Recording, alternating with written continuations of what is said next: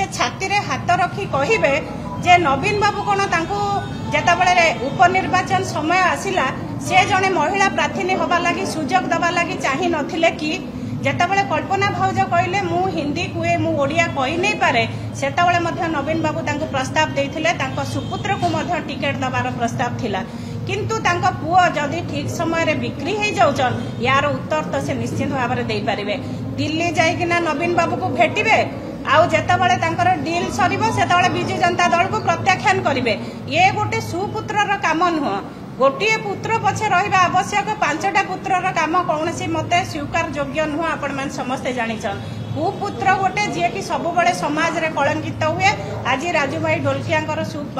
कुपुत्र है से प्रमाणित करिछन 24 वर्ष सरकार रे जे काम कले आज को हिसाब रे से कहउछन जे काहे कि तांको बापांको फोटो बिजू जनता दल काहे कि तांको नै किना से माने प्रचार प्रसार करछंदी आम दलर नेता थिले आम दलर मंत्री थिले आम दलर जने सक्रिय कर्मी थिले तो आमे तांको फोटो रखिकिना कोन भूल करछु नवीन बाबू तांको पाखे पाखे ठिया हेचन कोन भूल कले नवीन बाबू तांकर प्रत्येक नेतृमंडल की पठई तांकर प्रत्येक सहयोगी काम कले तांको पाखे ठिया ले कोन भूल कले नवीन बाबू जो समय रे तांकर 11 काम हैला आम दलर जेते वरिष्ठ